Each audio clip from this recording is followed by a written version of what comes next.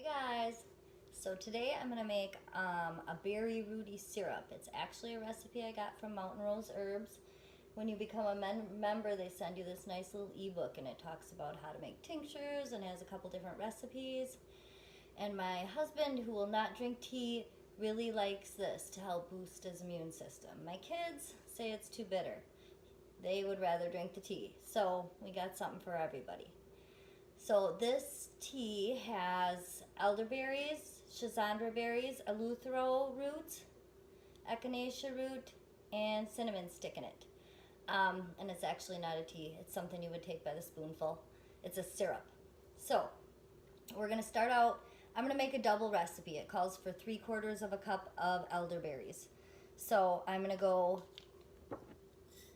2 3/4 of a cup because that's easier than having a cup and a half. Elderberries are awesome for your immune system. They help your body stop viruses from replicating, and I wouldn't go without them in the cold and flu season. Next, we're going to do schisandra berries, which kind of scared me when I made this. I got these for my daughter who was having anxiety issues. They're part of Chinese medicine and Ayurveda. They are an adaptogenic herb, so they help your body adapt to stress. They help give you a better immune system response and increase your endurance, energy, and they're also a tonic herb, which means you could take them every day the rest of your life and it wouldn't cause a problem, which is a requirement of being an adaptogen. So I was worried about them though because she would not take them. The flavor of them is pretty rough. They call them the 5 flavor berry. I could eat one or two a day and be okay with it, but she's like, no way. Kids are a little more touchy. I think see, I could eat one now. It is 5 flavors. It's like flowery and bitter and sweet all at the same time. But we're going to put a 1/2 cup of those in there. Oh, they're a little bit stuck in my container. Okay, there we go. Next, we're going to put in eluthero. Eluthero is an old Chinese medicine herb. It is also an adaptogenic herb. So it does all those same great things that schisandra berry does. With the double recipe, I'm going to do 1/2 cup of this also. So that should boost our immune function, give us a better stress response, more energy, fight fatigue, and all that. And then we have echinacea. I'm going to use a 1/4 cup of bought echinacea and a 1/4 cup of my own echinacea, rather than using up all mine, because my son says it tastes better than the stuff you can buy. So if he wants a tea rather than this syrup that he doesn't like, I will still have some in stock for him. It's only December, so we got a ways to go. My roots are bigger and harder to pour though. I have to grab them out of here by hand. Alright, I like to leave them in a little bit bigger chunks. I know they say to chop them, but I think they stay fresher. And if he's in a big hurry and saying, well, I'm just not sure if I feel that great this morning, Mom, I'll say, well, chew this root on the way to the bus stop. And that's the thing about herbs. Were you really getting sick? Were you not getting sick? Probably half the time you really were getting sick and they worked, and half the the time you really weren't. That's the hard thing to know. But he seems to think it works. I think it works, so we're sticking with it. All right, and then we're just gonna put organic cinnamon stick in there. Actually, 2 of them. Cinnamon will help warm you up.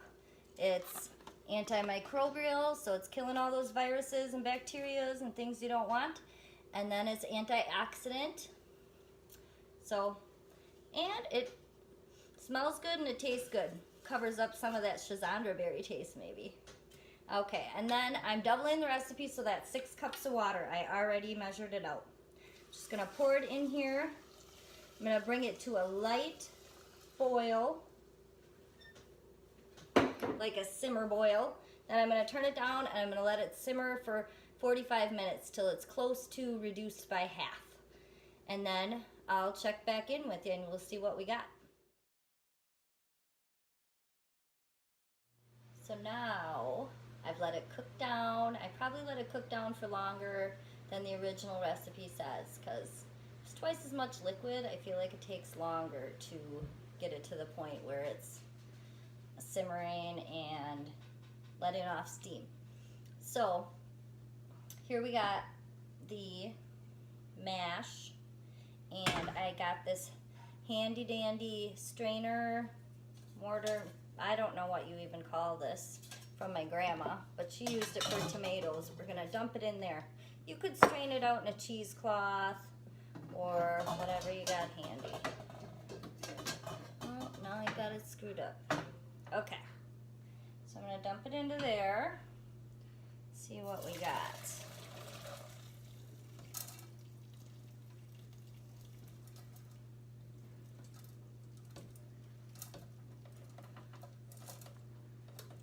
Ooh, that's a lot of goodness there. I'm gonna use this. You know what I'm gonna do?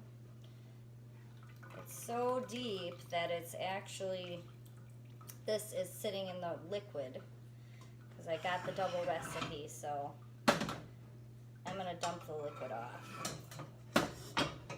into a jar.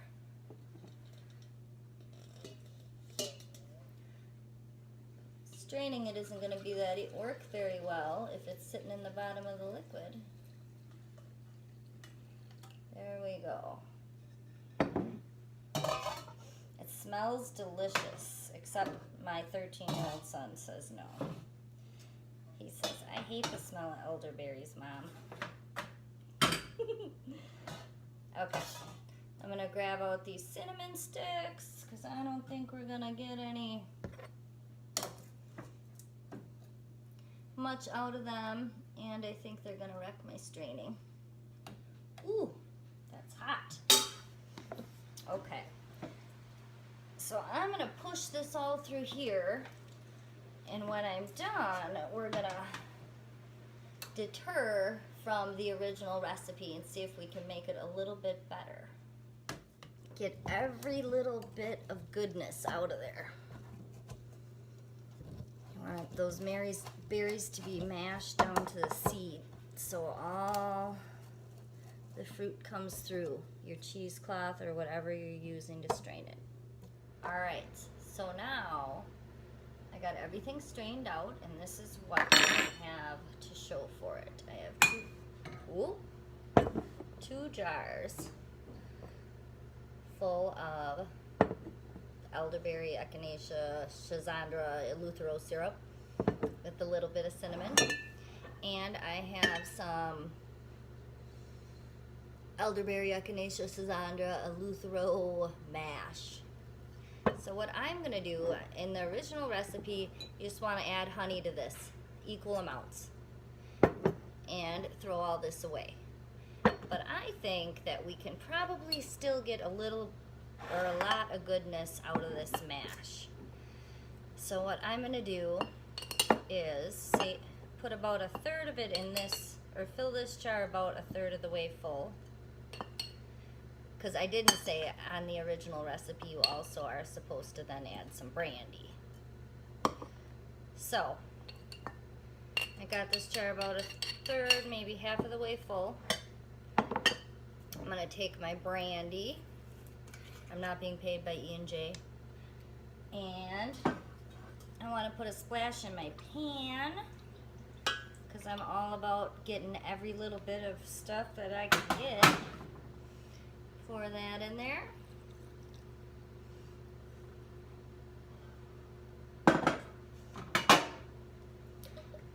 Put a splash in my bowl to get all the goodness out of there.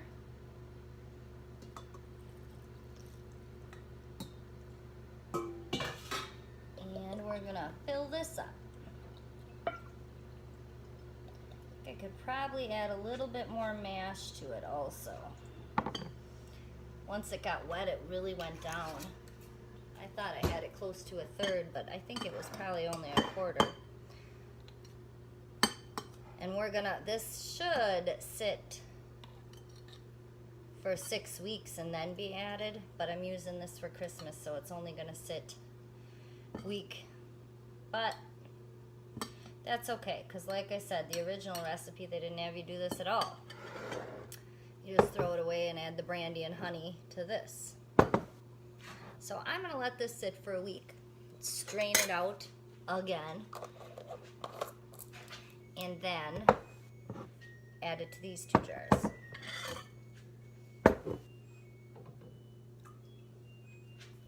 So for now, we're gonna put the honey in here. And I'm gonna put about enough that I hope the brandy will fill up the rest of the jar. And it should have been about equal parts. I think it was a little less, but the first time I made this, I thought it was a little too sweet for our tastes. So I think it's okay to have a little less. We still got that honey goodness, and we used untreated honey, unpasteurized, from a local honey farm, Northern Lights Honey Farm in Eagle, Wisconsin. All right. I'm probably not supposed to lick my fingers, but so these aren't full all the way, but I'm gonna cap them off, keep them in the refrigerator for a week, and then strain out this brandy and add this, and that'll be my final product. I will post the video before I do that, but I'll update it after I get it done. So you'll have to see if this is the updated version or not. As with anything else, make sure you put on your label. Bye guys. Hey everybody. So it would appear that you got the updated version of the video. So I'm going to strain out my herbs and brandy. I'm going to dump them in my strainer. Make sure I'm going to do a little bit at a time to press it all out. See how I don't know if you can see the juice come out of the bottom when we press it. I think so. So we don't want anything left, any of the alcohol left in there.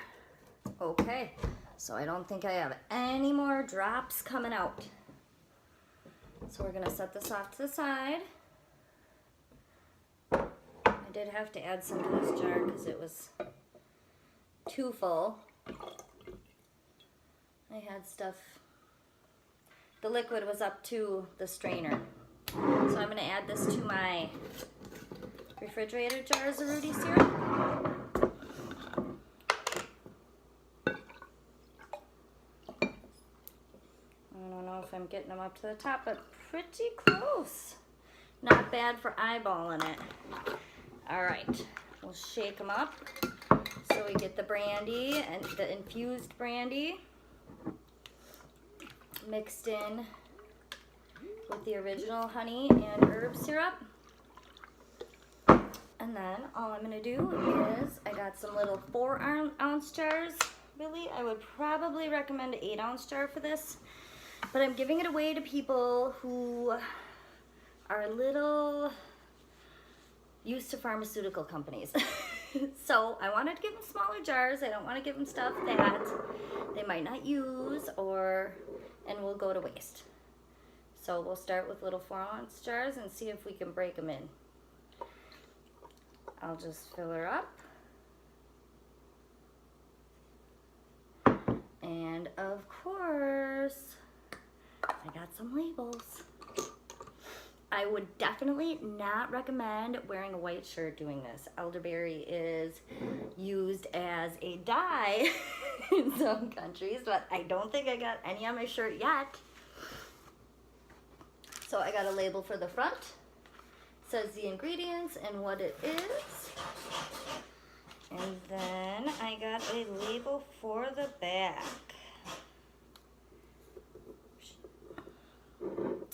And I think I say this in most of my videos. In my house, for a lot of reasons we use individual ingredients.